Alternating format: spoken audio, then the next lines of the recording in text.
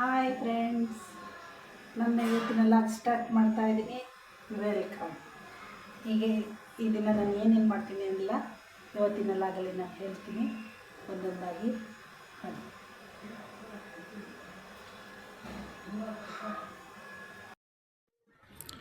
ಬೆಳಕಾಗ್ತಾ ಇದೆ. ಮೊದಲಿಗೆ ನಾನು ಟಿಫನ್ಗೆ ರೆಡಿ ಮಾಡ್ಕೊಬಿಡ್ತೀನಿ.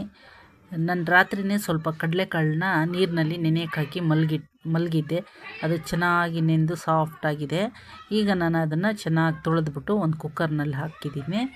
ಈಗ ಇದಕ್ಕೆ ನಾನು ಒಂದು ಅರ್ಧ kg ತೂಕ ಇರುವಂಥ ಎಲೆಕೋಸನ್ನು ಕ್ಲೀನ್ ಮಾಡಿ ಚಿಕ್ಕದಾಗಿ ಕಟ್ ಮಾಡಿ ತೊಗೊಬರ್ತೀನಿ.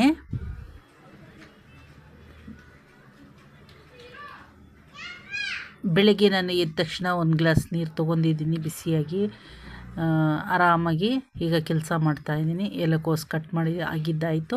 ಈಗ ತಗೊಬಂದು ಕುಕ್ಕರ್ನಲ್ಲಿ ನಿಧಾನವಾಗಿ ಹಾಕಿ ಬಿಡ್ತೀನಿ. ಬೆಳಿಗ್ಗೆ ಮುಂಚೆ ಎದ್ದು ಪಟ ಅಂತ ಕೆಲಸ ಮಾಡಬೇಕು. ನಾನು ರಾತ್ರಿಯೇ ಎಲ್ಲ ಪಾತ್ರೆ ಎಲ್ಲ ತೊಳೆದು ಕಿಚನೆಲ್ಲ ಕ್ಲೀನ್ ಮಾಡಿಟ್ಟು ಮಲಗಿರ್ತೀನಿ. ಅದರಿಂದ ನನಗೆ ಬೆಳಿಗ್ಗೆ ಎದ್ದು ಬಂದ ತಕ್ಷಣ ಕೆಲಸ ಮಾಡಬೇಕಂದ್ರೆ ತುಂಬ ಖುಷಿಯಾಗುತ್ತೆ. ಹಾಗಾಗಿ ನಾನು ಖುಷಿಯಾಗಿ ಕೆಲಸ ಮಾಡ್ತಾನೇ ಇರ್ತೀನಿ. ನನಗೇನು ಬೇಜಾರು ಅನಿಸೋದೇ ಇಲ್ಲ. ಇದಾದಮೇಲೆ ಯಾವ ಕೆಲಸ ಮಾಡಬೇಕು ಅಂತ ಒಂಥರ ಅದೇನೋ ಖುಷಿ ಆಗ್ತಾ ಇರುತ್ತೆ. ಹಾಗಾಗಿ ಕೆಲಸ ಮಾಡ್ತಾನೇ ಇರ್ತೀನಿ. ಈಗ ಇದಕ್ಕೀಗ ಒಂದು ಗ್ಲಾಸ್ ನೀರನ್ನ ಹಾಕ್ತಾಯಿದ್ದೀನಿ.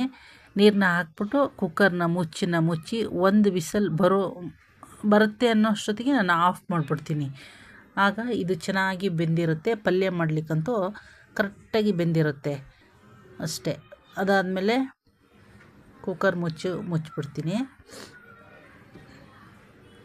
ಬೆಳಕಾಗ್ತಾಯಿದೆ. ನಾನೀಗ ಹೋಗಿ ಮುಂದೆ ಎಲ್ಲ ಕಸ ಎಲ್ಲ ಗುಡಿಸಿ ನೀರು ಹಾಕಬೇಕು. ನೀರು ಹಾಕ್ಬಿಟ್ಟು ಆಮೇಲೆ ಬರ್ತೀನಿ. ನೀರು ಹಾಕಿ ಬಂದಿದ್ದೀನಿ. ಅದು ಸ್ವಲ್ಪ ನೀರೆಲ್ಲ ಆರಲಿ ಮುಂದೆ ಗೇಟ್ ಹತ್ರ ಎಲ್ಲ ಹಾಕಿ ತೊಳೆದು ಎಲ್ಲ ಮಾಡಿ ಬಂದುಬಿಟ್ಟಿದ್ದೀನಿ. ಈಗ ನಾನು ಪಲ್ಯಕ್ಕೆ ಆರಿದೆ. ನೀರು ಹಾಕಿ ಬರೋಷ್ಟೊತ್ತಿಗೆ ಪಲ್ಯಕ್ಕೆ ಕಾಳೆಲ್ಲ ಬೇಯಿಸಿಟ್ಟಿದ್ನಲ್ಲ ನಾನು, ಅದೆಲ್ಲ ಆರಿಬಿಟ್ಟಿದೆ. ಈಗ ನಾನು ಕುಕ್ಕರಿಗೆ ಸ್ವಲ್ಪ ಎಣ್ಣೆ ಹಾಕ್ಕೊಳ್ತಾ ಇದ್ದೀನಿ.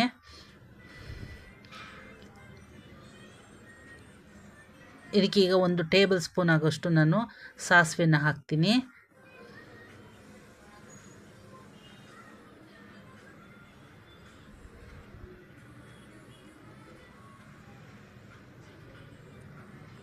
ಸಾಸಿವೆ ಚೆನ್ನಾಗಿ ಸಿಡಿಬೇಕು. ಸಿಡ್ದಿಲ್ಲ ಅಂದರೆ ಅದು ಸ್ವಲ್ಪ ಹೊಟ್ಟೆ ನೋವೆಲ್ಲ ಬಂದ್ಬಿಡುತ್ತೆ. ಚೆನ್ನಾಗಿ ಸಿಡಿಬೇಕು, ಆ ಫ್ಲೇವರೆಲ್ಲ ಬರಬೇಕು ಎಣ್ಣೆಯಲ್ಲಿ. ಆಮೇಲೆ ನಾನು ಬೇರೆ ಪದಾರ್ಥಗಳನ್ನು ಹಾಕೋದು.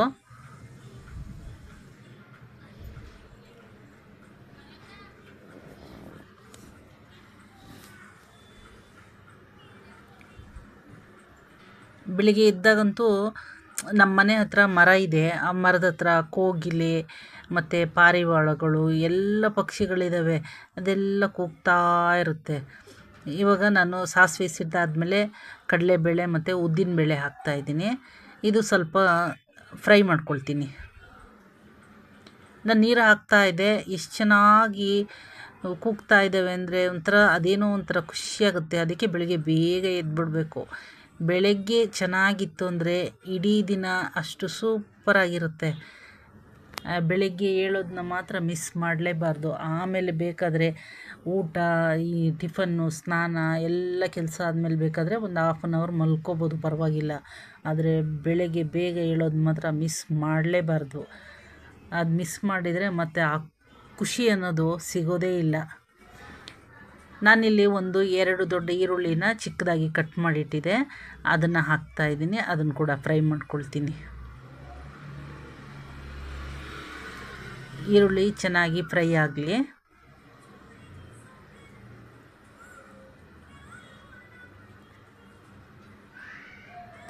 ಈಗ ಇದು ಫ್ರೈ ಆಗ್ತಾ ಇರುತ್ತೆ. ನಾನು ಸ್ವಲ್ಪ ಎಲ್ಲ ರಂಗೋಲಿ ಎಲ್ಲ ಬಿಟ್ಟು ಬರೋಷ್ಟೊತ್ತಿಗೆ ಸ್ವಲ್ಪ ಗ್ರೀನ್ ಟೀ ಎಲ್ಲ ಮಾಡಿ ಇಡ್ತೀನಿ. ಆಗ ಅದು ಕೂಡ ಸ್ವಲ್ಪ ತಣ್ಣಗಾಗುತ್ತೆ. ಬಿಸಿನೇ ಕುಡಿದ್ರೆ ಹಾಗೆ ಈಗ ಸೆಕೆ ಅಲ್ವಾ, ಹಾಗೆ ಬಿಸಿ ಎಲ್ಲ ಕುಡಿಯೋಕ್ಕೆ ಇಷ್ಟ ಆಗಲ್ಲ. ಅದಕ್ಕೆ ಸ್ವಲ್ಪ ತಣ್ಣಗಾದ್ಮೇಲೆ ಅದಕ್ಕೆ ಜೇನುತುಪ್ಪ ಹಾಕಿ ಆರಾಮಾಗಿ ಕುಡಿಬೋದು. ಬಿಸಿ ಇರುವಾಗ ಗ್ರೀನ್ ಟೀಗೆ ಜೇನುತುಪ್ಪ ಎಲ್ಲ ಬಿಸಿಗೆಲ್ಲ ಜೇನುತುಪ್ಪ ಹಾಕಿ ಕುಡಿಬಾರ್ದು. ಅದಕ್ಕೆ ನಾನು ಇದು ರೆಡಿ ಆಗ್ತಾ ಇರುವಾಗಲೇ ಸ್ವಲ್ಪ ಗ್ರೀನ್ ಟೀನೂ ಮಾಡಿ ತಣ್ಣಗಾಗ್ಲಿಕ್ಕೆ ಇಟ್ಬಿಡ್ತೀನಿ.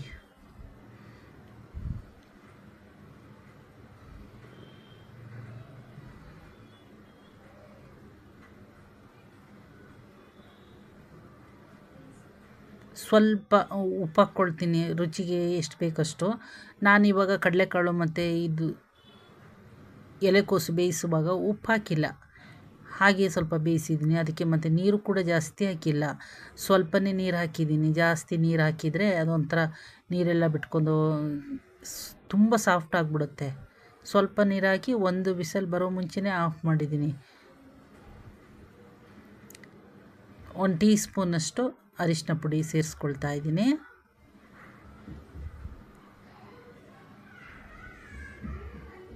ಹೆಣ್ಮಕ್ಳು ಯಾರೇ ಆಗಿರಲಿ ನಾನು ಹೇಳೋದಿಷ್ಟೇ, ಬೆಳಿಗ್ಗೆ ಬೇಗ ಎದ್ದುಬಿಡಿ. ಎದ್ದು ನಿಮ್ಮ ಕೆಲಸನ ಪಟ ಮಾಡ್ಕೊಳ್ಳಿ. ಆಮೇಲೆ ನಿಮ್ಮಿಷ್ಟ, ನೀವು ಹೇಗೆ ಬೇಕಾದರೆ ಹಾಗೆ ಕೆಲಸ ಮಾಡ್ಕೋಬೋದು.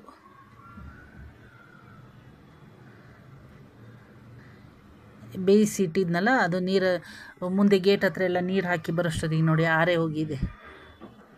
ಈಗ ಇದಕ್ಕೆ ಸೇರಿಸ್ಕೊಳ್ತಾ ಇದ್ದೀನಿ ಎಲೆಕೋಸು ಮತ್ತು ಕಡಲೆಕಾಳು ಬೇಯಿಸಿರೋದು.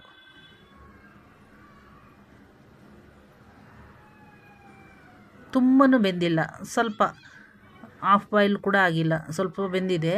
ಇವಾಗ ಫ್ರೈ ಎಲ್ಲ ಮಾಡಿ ಅದು ಸ್ವಲ್ಪ ನೀರೆಲ್ಲ ಹಿಂಗೋಷ್ಟೊತ್ತಿಗೆ ಪರ್ಫೆಕ್ಟಾಗಿ ಆಗುತ್ತೆ.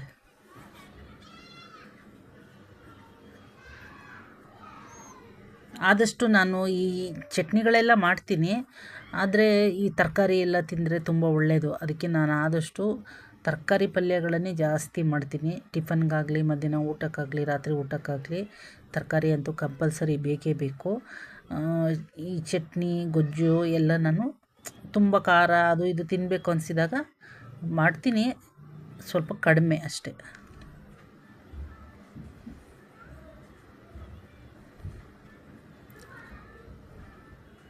ನೋಡಿ ಕುಕ್ಕರ್ ತಳದಲ್ಲಿ ಸ್ವಲ್ಪನೇ ನೀರಿದೆ, ಅದನ್ನು ನಾನೀಗ ಇದಕ್ಕೆ ಹಾಕಲ್ಲ. ಹಾಕಿದರೆ ಇದು ಈಗ ನೀರೆಲ್ಲ ಹಿಂಗೋಷ್ಟೊತ್ತಿಗೆ ತುಂಬ ಬೆಂದೋದಂಗೆ ಆಗುತ್ತೆ. ಆ ನೀರನ್ನೆಲ್ಲ ಆಮೇಲೆ ನಾನು ಸೂಪ್ ಥರ ಕುಡಿಲಿಕ್ಕೆ ಇಟ್ಕೊತೀನಿ.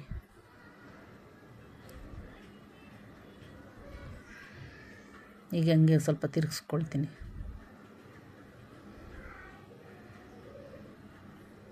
ಏನು ತರಕಾರಿ ಪಲ್ಯ ಮಾಡೋದು ಅಂದರೆ ಅದೇನು ದೊಡ್ಡ ಸಾಹಸ ಏನಿಲ್ಲ. ಚಟಾಪಟ ಕಟ್ ಮಾಡೋದು, ಬೇಯಿಸೋದು, ಒಂದು ಒಗ್ಗರಣೆ ಕೊಟ್ಟರೆ ಆಯಿತು.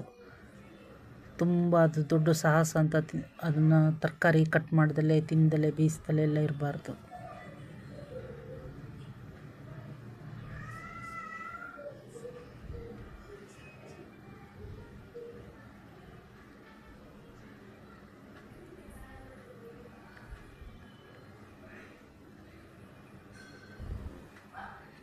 ಚಪಾತಿ ಹಿಟ್ಟು ಕೂಡ ಕಲಸಿ ಇಟ್ಬಿಡ್ತೀನಿ. ಈಗಲೇ ಒಂದು 2 ನಿಮಿಷದಲ್ಲಿ ಚಪಾತಿ ಹಿಟ್ಟು ರೆಡಿ ಮಾಡ್ತೀನಿ. ಸ್ವಲ್ಪ ತೆಂಗಿನಕಾಯಿ ತುರಿದಿರೋದು ಒಂದು ಅರ್ಧ ಹೋಳಷ್ಟು ಹಾಕ್ಬಿಡ್ತೀನಿ. ತೆಂಗಿನಕಾಯಿ ಜಾಸ್ತಿ ಹಾಕಿದಷ್ಟು ಟೇಸ್ಟ್ ಚೆನ್ನಾಗಿರುತ್ತೆ.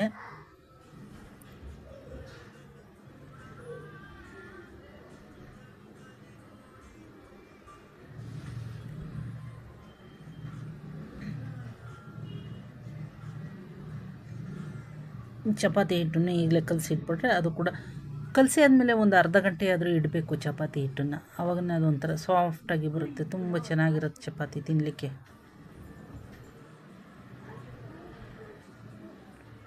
ಅಷ್ಟೇ, ಪಲ್ಯ ರೆಡಿಯಾಗಿದೆ.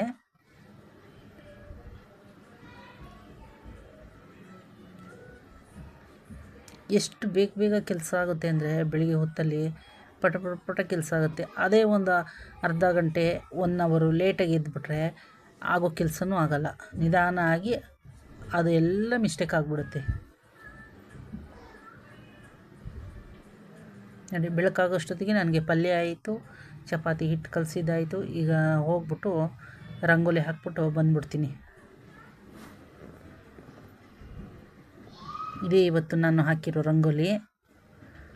ಸಿಂಪಲ್ಲಾಗಿ ಪಟಪಟನಂತ ಹಾಕ್ಬಿಟ್ಟು ಬಂದಿದ್ದೀನಿ. ಆಯಿತು, ಈಗ ಎಲ್ಲ ಸ್ನಾನ ಮಾಡಿದ್ದಾಯಿತು, ಮಕ್ಕಳಿಗೆ ರೆಡಿ ಮಾಡಿದ್ದಾಯಿತು, ಎಲ್ಲ ಆಯಿತು.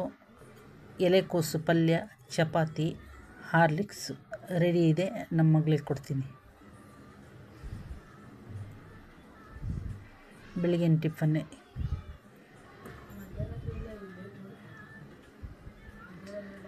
ಇನ್ನು ಬೈಂಡಿಂಗ್ ಹಾಕ್ತಾಯಿದ್ದೀನಿ. ಮಧ್ಯದಲ್ಲಿ ಬಂದ್ಬಿಟ್ಟು ಇವಾಗ ಇದು ಮಾಡ್ತಾಯಿದ್ದೀನಿ, ಟೊಮೊಟೊ ಬೇಳೆ ತಿಳಿ ಸಾಂಬಾರು ಮಾಡ್ತಾಯಿದ್ದೀನಿ, ರಸಮ್. ಇದಕ್ಕೆ ನಾನೀಗ ಈ ಟೊಮೊಟೊ ಮತ್ತು ಬೇಳೆ ಬೇಯಿಸಿಟ್ಟಿದ್ದೀನಿ. ಈಗ ಒಗ್ಗರಣೆಗೆ ಸಾಸಿವೆ, ಜೀರಿಗೆ ಮತ್ತು ಒಣಮೆಣಸಿನ್ಕಾಯಿ ಹಾಕಿದ್ದೀನಿ.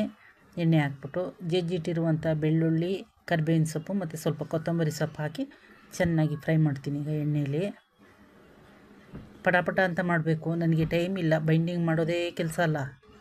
ನಿನ್ನೇನು ಬೈಂಡಿಂಗ್ ಮಾಡಿದ್ದಾಯಿತು, ಇವತ್ತು ಕೂಡ ಬೈಂಡಿಂಗ್ ಮಾಡಿದ್ದಾಯಿತು. ಅದೆಷ್ಟು ಓದ್ತಾ ಇರೋದು 9th, ಅದೆಷ್ಟು ಬುಕ್ಸ್ ಇದೆ ಗೊತ್ತಾ.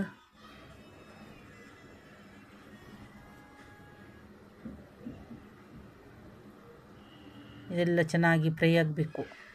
ಸ್ವಲ್ಪ ಅದು ಬೆಳ್ಳುಳ್ಳಿ ಎಲ್ಲ ಗಮ್ ಅಂತ ಬರಬೇಕು, ಅಲ್ಲಿವರೆಗೂ ನಾನು ಫ್ರೈ ಮಾಡ್ಕೊಳ್ತೀನಿ. ಅಷ್ಟೊತ್ತಿಗೆ ನಾನು ಜೀರಿಗೆ ಮತ್ತು ಮೆಣಸನ್ನ ಕುಟ್ಟಿ ಪುಡಿ ಮಾಡ್ಕೊಳ್ತೀನಿ. ಅದು ಆವಾಗಲೇ ಕುಟ್ಟಿ ಪುಡಿ ಮಾಡಿದ್ರೇ ಸರಿ, ಆವಾಗಲೇ ಟೇಸ್ಟ್ ಬರುತ್ತೆ. ಕುಟ್ಟಿ ಪುಡಿ ಮಾಡಿ ಅದಕ್ಕೆ ಸ್ವಲ್ಪ ಒಣಮೆಣಸಿನ್ಕಾಯಿ ಪುಡಿ ಅಂದರೆ ರೆಡ್ ಚಿಲ್ಲಿ ಪೌಡ್ರ್ ಸ್ವಲ್ಪ ಹಾಕಿ ಇದ್ರ ಜೊತೆಗೆ ಫ್ರೈ ಮಾಡ್ತೀನಿ. ನಾನು ಸ್ಟವ್ನ ಆಫ್ ಮಾಡಿದ್ದೀನಿ.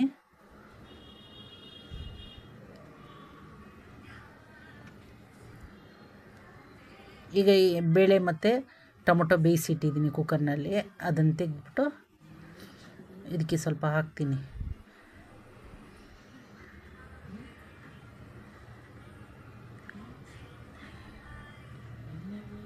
ಈಗ ಒಗ್ಗರಣೆ ಪಾತ್ರೆಯಲ್ಲಿರೋದನ್ನ ಕುಕ್ಕರ್ಗೆ ಸೇರಿಸ್ತೀನಿ.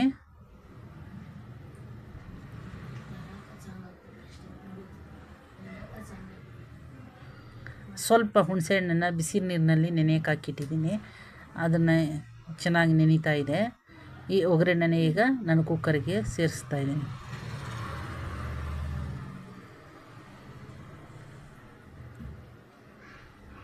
ಸಿಂಪಲಾಗಿ, ಟೈಮ್ ಇಲ್ಲ ಅಂತಂದರೆ ಹೀಗೆ ಮಾಡೋದು ನಾನು. ಅದು ಬೇಕು ಇದು ಬೇಕು ಅಂತ ಕಾಯ್ತಾ ಇರಲ್ಲ.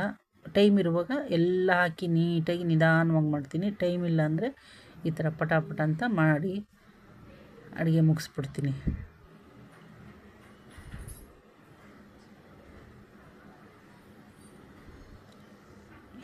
ಈಗ ಹುಣಸೆಹಣ್ಣನ್ನ ಸ್ವಲ್ಪ ಚೆನ್ನಾಗಿ ಕಿವುಚ್ಬಿಟ್ಟು ಹುಣಸೆಹಣ್ಣು ರಸನ ಹಾಕ್ತೀನಿ ಇದಕ್ಕೆ.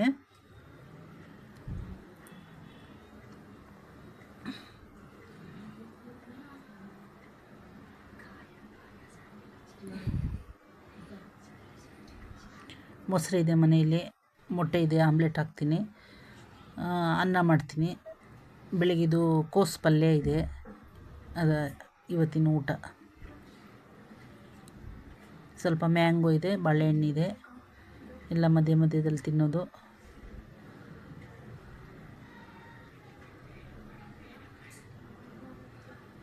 ಚೆನ್ನಾಗಿ ಕುದಿ ಬಂದುಬಿಟ್ರೆ ಬೇಳೆ ತಿಳಿ ಸಾಂಬಾರು, ರಸಮ್ ಅಂತೀವಿ, ರೆಡಿ.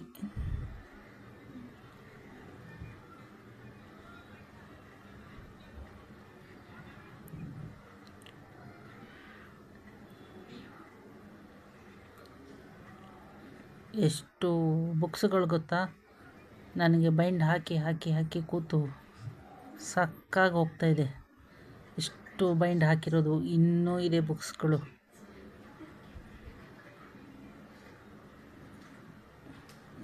ಇವತ್ತಿನ ಲಾಗ್ಸ್ನ ಇಲ್ಲಿಗೆ ಎಂಡ್ ಮಾಡ್ತಾಯಿದ್ದೀನಿ. ಸಂಗೊಳ್ಳಿ ರಾಯಣ್ಣ ನನಗೆ ತುಂಬ ಇಷ್ಟವಾದವರು, ಅವರಿಗೋಸ್ಕರ ನಮ್ಮ ಮನೆಯಲ್ಲಿರುವಂಥ ಹೂಗಳನ್ನು ಅರ್ಪಣೆ ಮಾಡ್ತಾಯಿದ್ದೀನಿ. ಕಲರ್ ಹೂಗಳು ನೋಡಲಿಕ್ಕೆ ಖುಷಿಯಾದರೆ ಸ್ವಲ್ಪ ಹೊತ್ತು ನೋಡಿ, ಇಲ್ಲಾಂದರೆ ಎಂಡ್ ಮಾಡಿ.